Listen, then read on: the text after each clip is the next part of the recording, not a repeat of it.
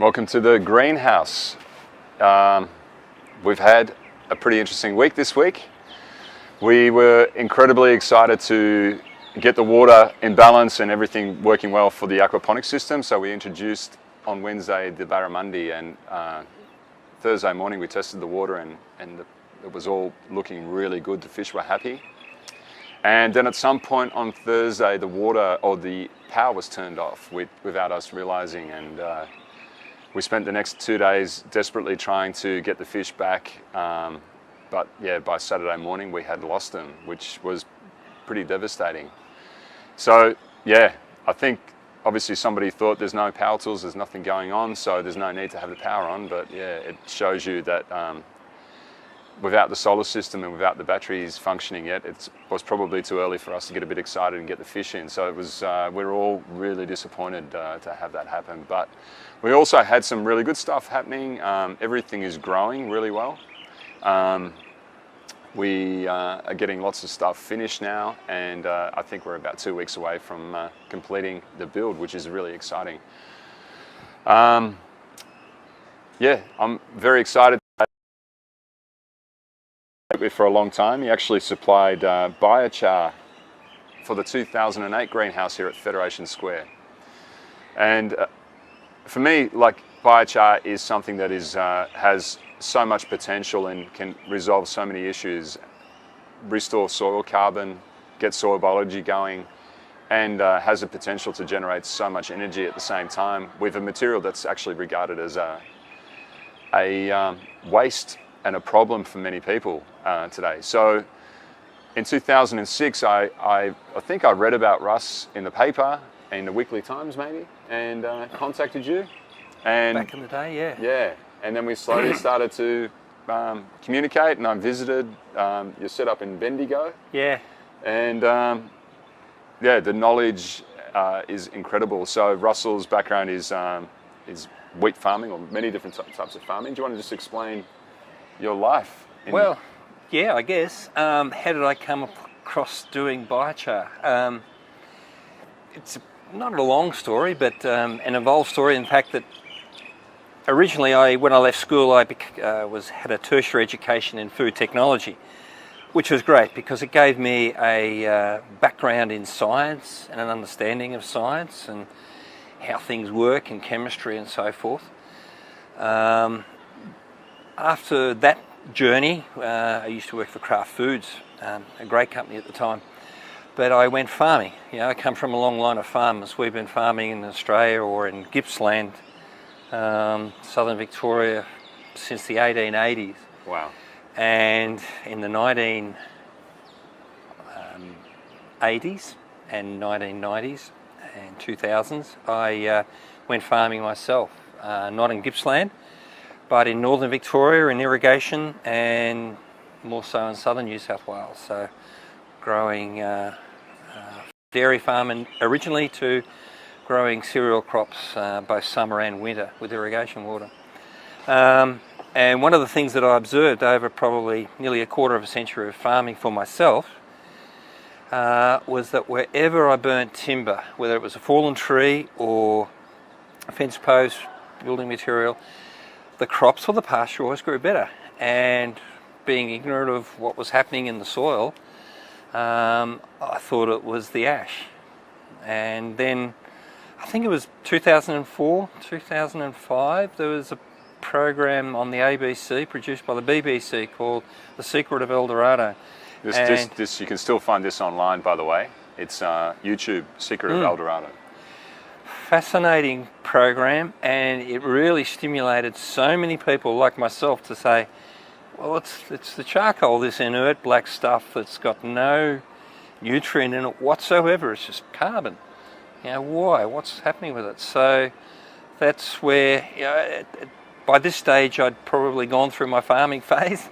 We were small farmers, we weren't big, and the pressure is, you know, get big or get out, so we got out. And that's where I concentrated on biochar. And so just explain in that movie how the black soils, you know, what terra petra, what does that actually mean? Like, what did they discover?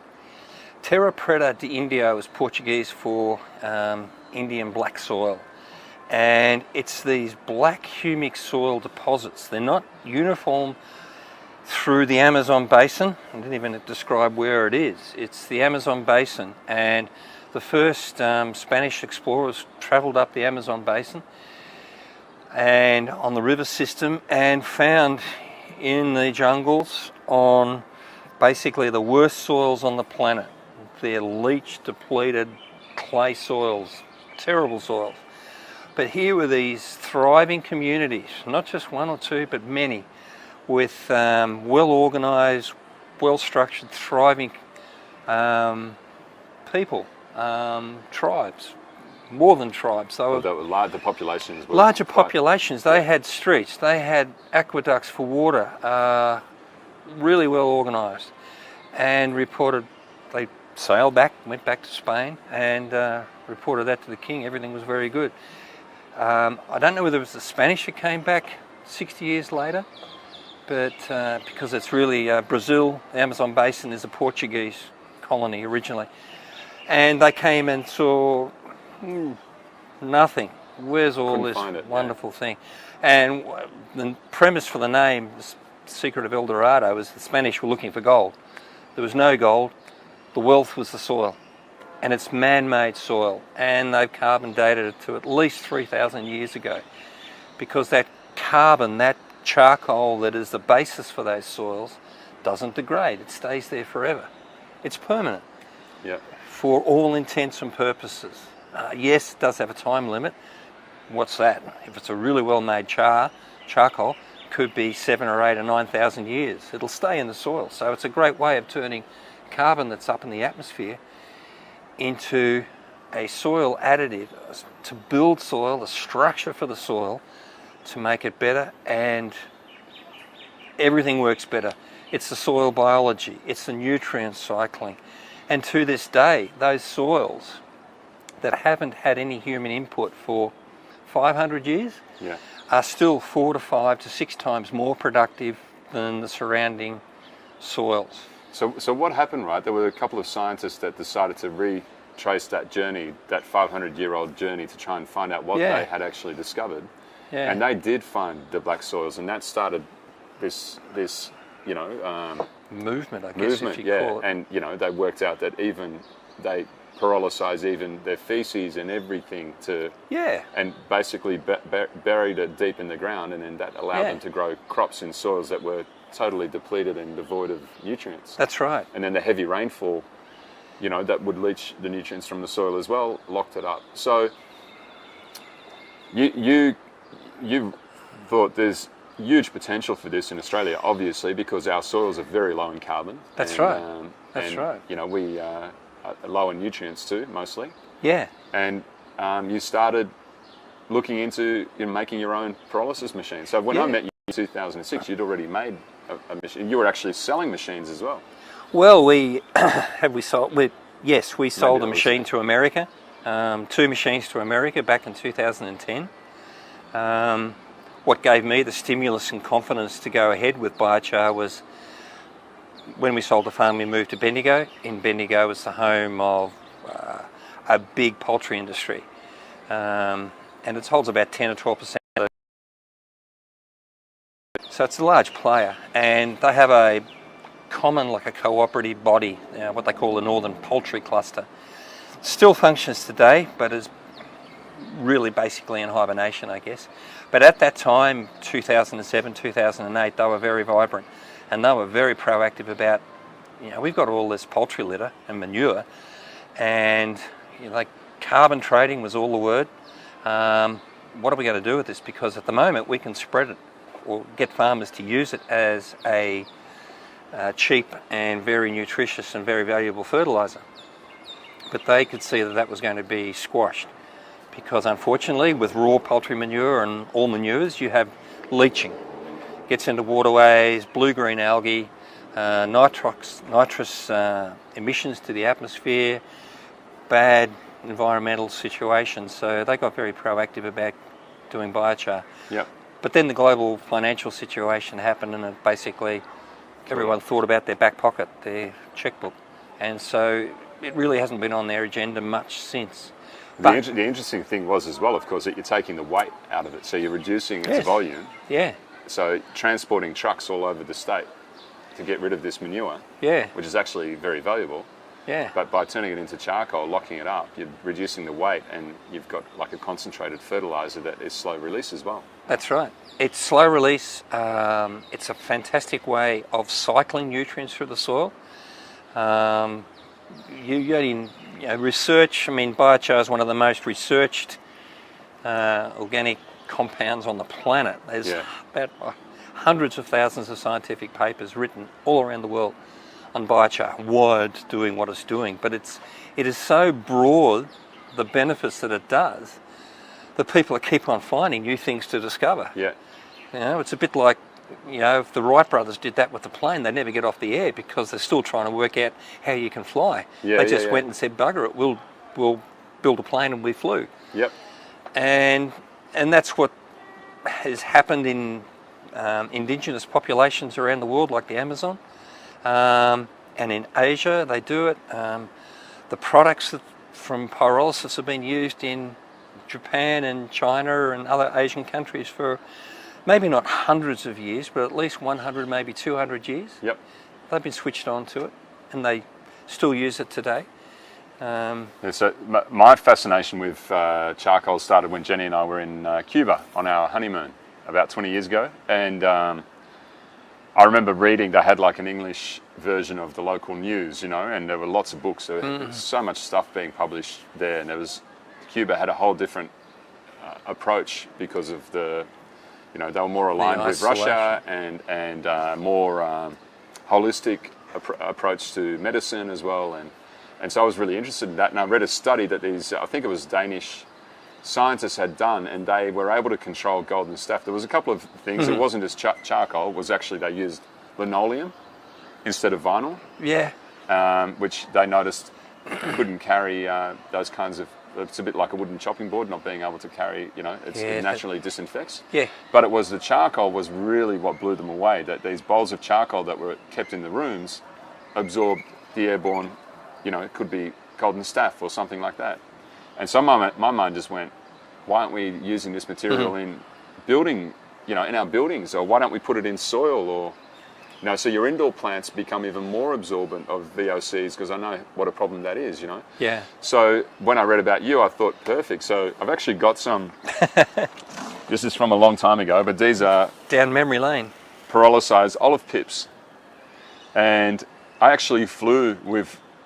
I can't remember how much it was, but my bag was pretty much full of into China, and we actually impregnated magnesium oxide board in China with carbon that was made, or biochar that was made by Russ. And again, the idea being that, so what do you think a surface area of a gram of, because olive pips are quite dense. So the surface area would be... You're looking at these ones, and these ones are, I can remember at the time, they're quite high temperature, so that blows more holes into it. So you're looking at probably 300, 400 square metres per gram. So the surface area is immense, and that's what gives it's a lot of its properties. It's highly absorptive, and I look at it as like a caravan in the soil.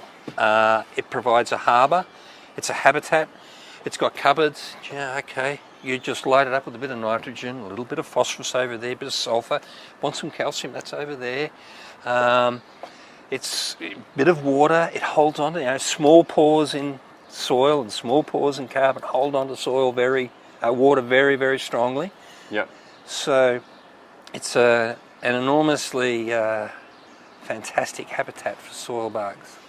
It's interesting because I like to add rock dust to potting mix, because especially if there's worms in the soil, they use the dust, to grind organic material down. And a friend of mine who actually helps me make the potting mix, he said, "I'll bet you that they use the biochar the same way. Yeah, that's been ingest it and grind up food with it. Yeah, that's been validated in scientific studies. It's they actively source charcoal in the soil to do exactly that. Wow.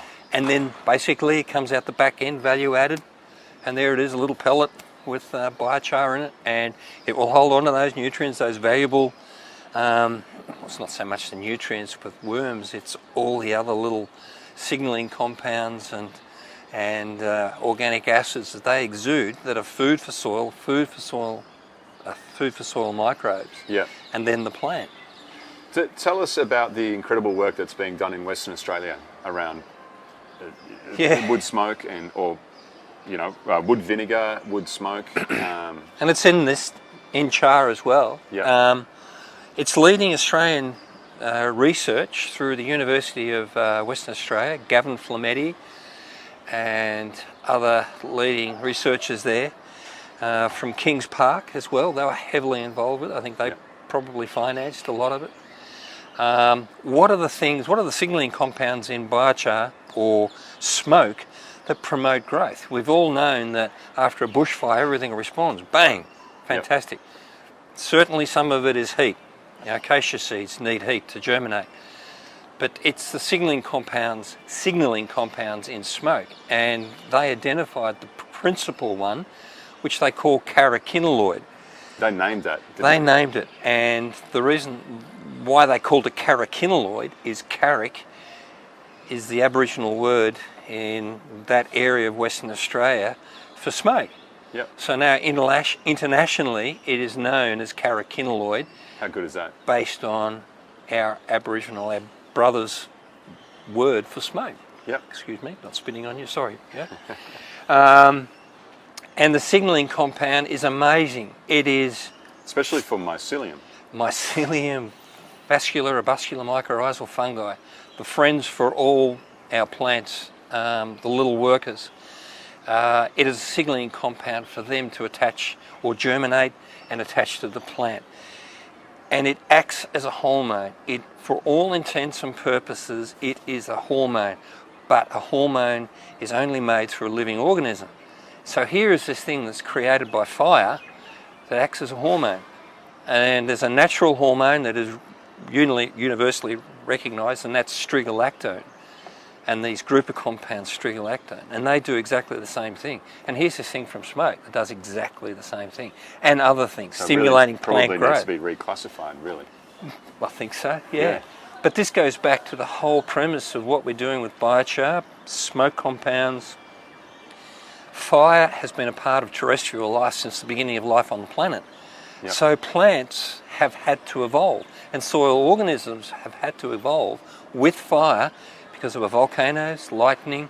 Fire has been with us for absolutely ever. Yep. So this is where it's an amazing web. There's still so much to learn. We know nothing, really. Yeah, we know stuff all. And if you talk to experts about smoke, water, wood vinegar, smoke condensate, in Japan they call it mokosuku. I love that word. It is just a fascinating compound to make. And it does basically the same thing as sea salt, seaweed concentrates, where we're not having to harvest bull kelp, which I hear in Tasmania is... They've put a stop to that, yeah. It's dying out on the east coast. Yeah, it's gone. It's over. The water temperature's too hot now, and the currents there. Well, sea salt's now deriving most of their raw material from South America and... I believe so. I believe that they source at least 2/3. Yep. I can be corrected, from off the coast of Chile, and the North Atlantic. Yep. And so is that wise? Is that something we should do? It's a bit like humates. There's a big push also now for humates. Where are humates derived from? Brown coal, lignite. Do we need to really do that? That's stored carbon that's already in the ground. Yeah. Why not leave it there? We can make it. We've got tons of waste that we don't utilise. We're not talking about burning crops or actually, something. That's something that, we've got to assume that people don't actually understand the process. But the process, when done properly, doesn't produce emissions. No. The whole point of making charcoal is to make it in the absence of oxygen. When there's oxygen, you burn to ash, so you actually lose so in the old days they made charcoal by just digging a hole, getting a fire going, burying the stuff, and then a couple of days later you dig it up and you had charcoal. Yeah. And that's a lot of people don't understand, because they think, oh well, charcoal's not really sustainable, but it actually can be made. And then with Russell's process, you're actually harvesting, like we've pyrolyzed the sawdust from the kitchen and from the furniture that's being made here. And what temperature do we get up? The flame, like the energy, embedded energy in that is huge as well. So we've got a huge opportunity to harness energy from it. There's hydrogen is a byproduct of it. And I know so many furniture makers and so many people that work with wood that say to me, can you please come up with something for sawdust, because we just don't know, we can't get rid of it. Can't get rid of it. Which is crazy. Yeah, I mean, a good pyrolysis system is energy negative. It produces more energy than it consumes, way more. Yeah. I was doing almond husks and shells for some colleagues in the US to go to California, and I thought I'd have a bit of a go and see how high I could get it and how much gas we could get out. And I had the reactor temperature. When we say reactor, we're not talking about something that's a nuclear reactor. A reactor is really something like a stove. Yeah. Our stove is just continuous. And we were getting up to 650 in this reactor chamber. The gases were pouring out. We're using about 10% of that gas to maintain the process. The rest was going out and we were flaring it. And I've never maxed out the system yet, and I did that day. It's so much energy, potential energy. Have a permanent facility where you can utilise that. Almonds need to be dried. Have a co-production, processing the almond hulls, running the dryers, maybe punching out some electricity. Isn't that symbolic of most of our systems today? We're so isolated and specialised and siloed that one person's focusing on doing this and another company's focusing on doing that, and whereas that's not how nature works. Everything's symbiotic, So absolutely, we need to start thinking about that in everything that we do. Yeah, and solve a whole bunch of problems at the same time. Yeah.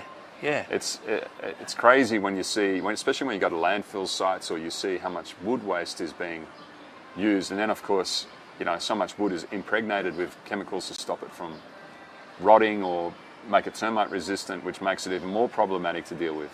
Yeah. And it's often wondered about that. If I've got friends that are in the recycling business and they've got huge problems. That stuff currently all goes to landfill. They can't use it. A friend of mine is actually setting up a waste to energy plant for the termite treated timber to try and at least stop it from going to landfill and turn it through pyrolysis, turn it into energy. Yeah. Have you thought about those contaminated materials putting through? You pretty much just work with clean agricultural waste mostly, don't you?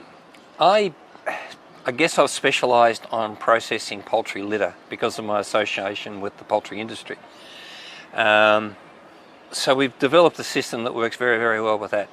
It's fortunate that it can do a lot of other materials as well, but they need to be ground and they need to be in a reasonable size parameter for the particles. Yep. And moisture up to about 40-45%. It can handle that quite comfortably. Things like green waste, things like that. There are other companies that are doing great work. Green Man Char, Earth Systems. I think they've got a system in one of the suburbs of Melbourne processing green waste. Yep. And they sell the product online, and they're doing a wonderful job. The Rainbow Beard Project group from Western Australia, or Melbourne. Melbourne. Fantastic job at Holler Fresh. Peter's another person that's been battling a long time to try and make biochar mainstream. That's right. Yeah. Make technology, and we're getting. I jump because I get excited about the whole subject, and I jump. Sorry, but Peter's machine at Mount Gambier, at Holler Fresh, a glasshouse herb grower down there, doing wonderful things with wood chips. Yep. So each of these systems have their forte. And that's the beauty of it. A lot of most of this can be a decentralized system. You know, we don't have to go to your lawn bee process down in Latrobe Valley. We don't Yep. need big, humongous things. Keep jobs local, Yep. decentralised, where people want work. Yep. You know, little country towns, little country areas. You know, we've got maybe 10 or 15, 20,000 tonnes of biomass. Let's process it there. Yep. Use the material there. Let's use the energy there. Yep. So I got quite excited by biochar when I pulled the greenhouse down in 2008, and all of the bins that had the gardens in it were on my farm for another year. Yeah. And it wasn't until the following year where you normally see these hungry plants, you know, going yellow and needing a feed. And that's when I really noticed the benefits of biochar, because everything just exploded again. That's right. And that's when I think I called you and I said, you should see, everything is growing. I'm not watering it and I'm not doing anything, so it holds water, you know, is beneficial to the microlife in the soil. And so what I'm actually really interested in is, I'd love to do some testing around, you know, the more biodiversity in the soil, the more biodiversity on the food that you eat, especially when you eat raw food, because it's coated in the similar bacteria. And now there's lots of research about, you know, having microflora, plants that are grown in really rich soil, whether it's biodynamic or really worm-rich soil, being really good for mental well-being, stimulating, you know, positive thoughts, getting serotonin levels up.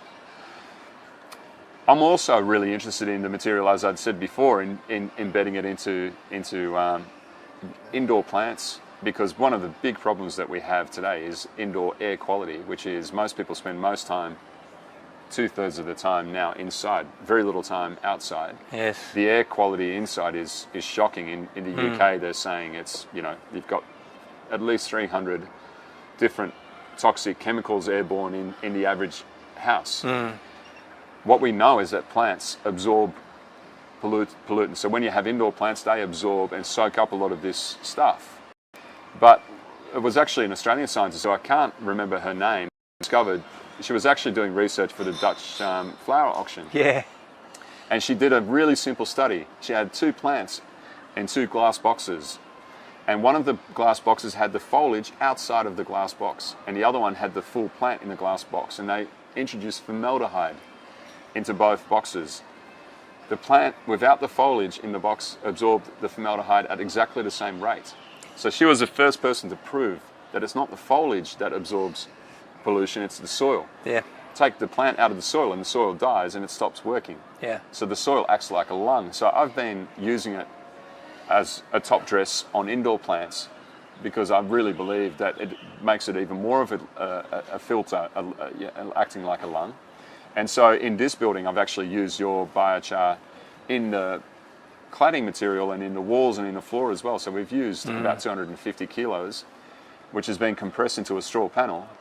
So there's 2 things. We've had a lot of interest, especially in the juror panel, and it's made juror panel actually come to me and say, look, we got people contacting us directly about they want the carbon added to the board. For me, it was just an idea that we realized and we executed, and it worked really successfully. And the testing of the board is still fire resistant, and it's actually much stronger. That's one of the, normally a compression test on a juror panel board, it's supported at 200 edge. We're putting 100 grams of your biochar in every square meter of panel. Normally at 460 kilos, point load, the panel pops and fails. It actually, you can hear it pop. And when we added the 100 grams of biochar, it actually went up to almost 1,000 kilos point load. No one can actually work out why. Without the board weighing more either. So it wasn't that we were pressing more material into the board, it was the same board. But of course, I'm more interested in the fact that, like, we're painting it with a Great Porter's completely natural paint. And I'm more interested in the fact that those walls, those 250 kilos, for the life of the building, will keep pulling formaldehyde and toxins that are just, you know, carbon dioxide, everything into those walls and lock it up. I've spoken to Russell over and over the years. People walk into our house at home and say, geez, your indoor plants always look so good. And I believe it's because I sprinkle this stuff on top a couple of times a year. So we're actually, Russ has got a product that you can actually buy and online, can't you? It's Well, we haven't actually got it live yet, but yeah, it'll be coming live. We probably after the new year. Yep. Yeah, we've got to get our product up and.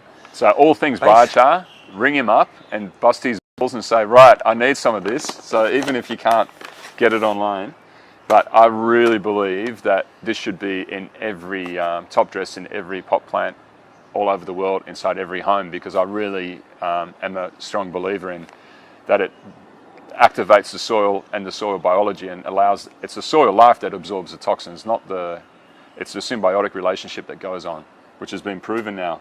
And so we are going to do some testing with the CSIRO on this, so we'll actually have some proper data. But yeah, all things biochar. If you, I know people have contacted me directly on over the when I've posted about this, so contact Russ, and yeah, he's in the process of setting up an online business, so you can buy, you know, like a bag of biochar like this will last you years. You know, you don't really need, if you've got like 30 or 40 indoor plants, a sprinkle twice a year. You can also, of course, use it on your veggie patch and other things. But and then, yeah, we're also hoping that next year, if Juror panel have decided that they're going to focus on trying to launch a panel with biochar locked into it. So if you're an architect or you're building a house and you want to do it completely naturally with no VOCs, natural paints, natural finishes, you'll be able to buy the Juror panel and have comfort in knowing that it's got carbon in it, so that it actually keeps absorbing pollution. A lot of people actually walk in and say there's no smell when you walk into this house. The only thing you can smell is the timber, you know, which is unusual for a new build. Absolutely. And I think the carbon's got a bit to do with that. Absolutely, it's a highly absorptive compound, and yeah, that just goes with all the data that we know of. Yeah, you're just verifying or validating it again. Well, there's also a lot of young people that follow what we do, and young kids looking for careers. If you want to choose a career that I think is going to be massive going forward and has the potential to really pull carbon from the atmosphere, create sustainable energy, and allow plants to be healthier and grow better food, then I think biochar is something that you should really consider exploring. And like Russ said, you know, the decentralized systems, we can have systems all over the world, not just, you know, wherever we are. Wherever we generate waste, we've got an opportunity to turn that waste into something that's really valuable.